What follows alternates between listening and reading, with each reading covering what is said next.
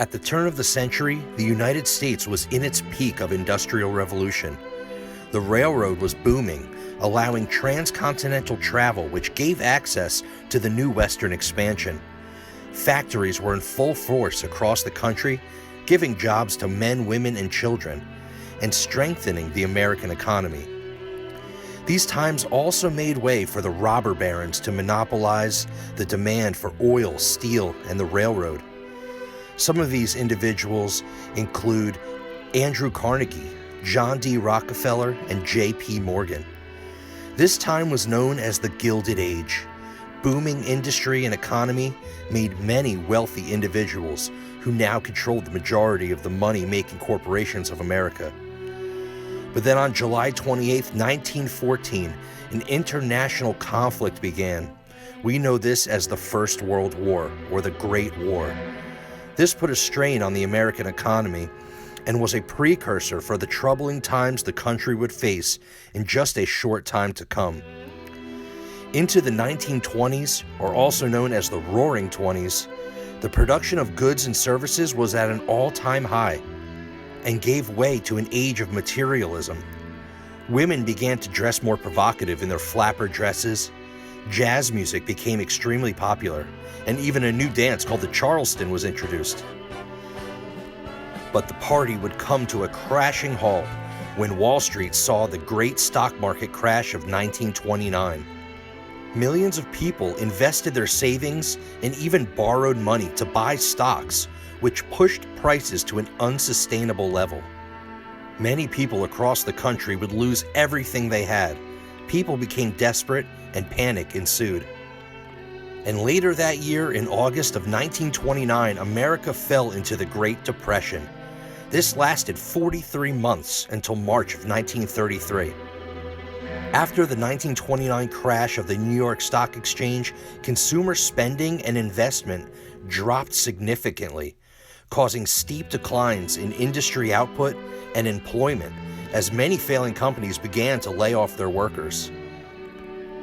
And at the same time, between 1920 and 1933, the temperance movement brought forth the 18th Amendment, prohibiting the manufacturing, sale, and transportation of alcoholic beverages. We know this as the Prohibition era of the United States.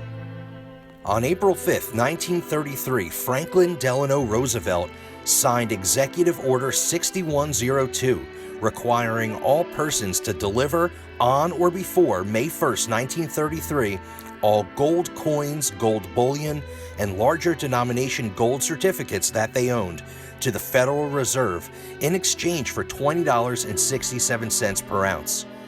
And then on June 5, 1933, the United States went off the gold standard. The passing of the Gold Reserve Act of 1934 completed the transfer of gold from private hands to the U.S. Treasury. This act also changed the nominal price of gold from $20.67 per troy ounce to $35, which increased the holdings of the U.S. Treasury by $2.81 billion. Gold was functionally converted from a currency to a commodity. Even gold coins at the U.S. Treasury were ordered to be melted down and converted into gold bars. And if that wasn't enough, in September of 1939, the world saw its Second Great War. After the Japanese attack on Pearl Harbor in Hawaii on December 7, 1941, the United States became fully involved in the Second World War, which finally ended on September 2, 1945. So now that you have a brief overview of some of the historical events that happened from the turn of the century through the end of World War II, let's now take a look at all of the United States coins that were in circulation during this time in history. The smallest denomination is the Lincoln Wheat Cent, minted from 1909 to 1958. This coin was designed by Victor D. Brenner and was issued to commemorate the 100th anniversary of Abraham Lincoln's birth. The designer's initials, VDB, appear on the reverse of a limited quantity of cents in 1909, and then the initials were restored in 1918 and placed on the obverse side of Lincoln's shoulder. The key date of this series being the 1909 minted in San Francisco with the VDB initials on the reverse, with a mintage of only 484,000. The next denomination is what is known as the Indian Head or Buffalo Nickel. They were minted from 1913 through 1938. In the first year of issue in 1913, there were two distinct varieties, the first showing the bison standing on a raised mound, and the second with the base redesigned to a thinner straight line. This coin was designed by James Earl Fraser, and he was said to employ 3 different Native Americans as models. His initials F can be found beneath the date, and the bison was supposedly modeled after an American bison named Black Diamond that was housed in the New York Central Park Zoo. The lowest mintage in this series is the 1926 S, minted in San Francisco, with a mintage of only 970,000. But one of the most famous coins in this series is what is known as the three-legged buffalo, which was an error on the 1936 minted in Denver. The next denomination is the Winged Liberty Head Dime, minted from 1916 to 1945. This coin was designed by Alfred A. Wyman and commonly called the Mercury Dime. But the design is in fact a representation of liberty. The wings crowning her cap are intended to symbolize liberty of thought.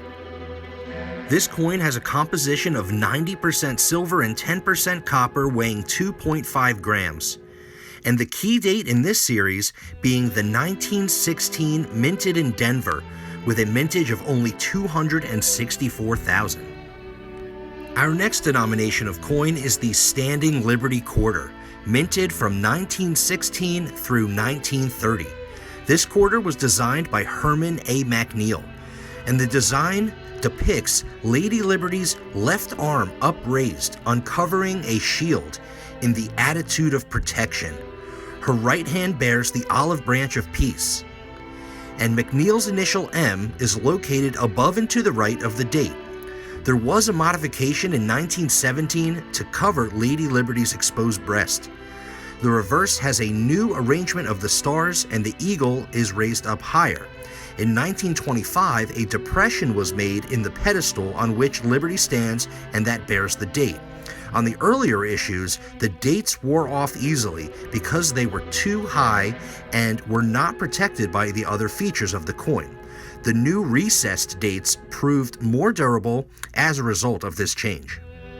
The key date of this series being the 1916 minted in Philadelphia with a mintage of 52,000. The next coin is the Walking Liberty Half Dollar, minted from 1916 through 1947. This coin was designed by Adolph A. Wyman. It has a weight of 12.5 grams and a composition of 90% silver and 10% copper. And the key date of this series being the 1921 minted in Denver with a mintage of only 208,000. And now we have the $1 silver coin of this time period. This is known as the Peace Dollar, minted from 1921 through 1935. The dollar of a new design issued from December 1921 through 1935 was a commemorative peace coin. The Peace Dollar was issued without congressional sanction, under the terms of the Pittman Act, which referred to the bullion and in no way affected the design. Anthony De Francisci, a medalist, designed this dollar. This new peace dollar was placed in circulation on January 3rd of 1922, but 1,006,473 pieces had been struck in December of 1921. The coin was originally struck with a high relief, but was found impractical for coinage and was modified to a low or shallow relief in 1922. After 35,401 coins had been made, and most of them melted at the mint. And another interesting fact, that legislation dated August 3, 1964, authorized the coinage of 45 million silver dollars and $316,000 of the peace design dated 1964 were actually struck at the Denver Mint in 1965, but plans for completing this coinage were subsequently abandoned and all of these coins were melted. None were preserved or released for circulation, although many deceptive reproductions do exist. And the key date of this series being the 1928 with a mintage of only 360,649. And now on to the gold coins. This St. Gaudens Double Eagle $20 gold piece was minted from 1907 through 1933. Although many coins from the 1920s were returned to the mint and melted in the 1930s, some, however, were unofficially saved by some Treasury employees and others hoarded by the public. Estimates of the quantities saved range from a few dozen to several 100,000 depending on the date, and this explains the high values for the coins that, judged only by their initial mintages, should otherwise be more common. The 1933 St. Gaudens Double Eagle, with initial mintage of 445,500, have all been thought to be melted at the mint, but today at least 13 are known to have survived. Only one, known as the King Farouk specimen, has been ever sold at auction.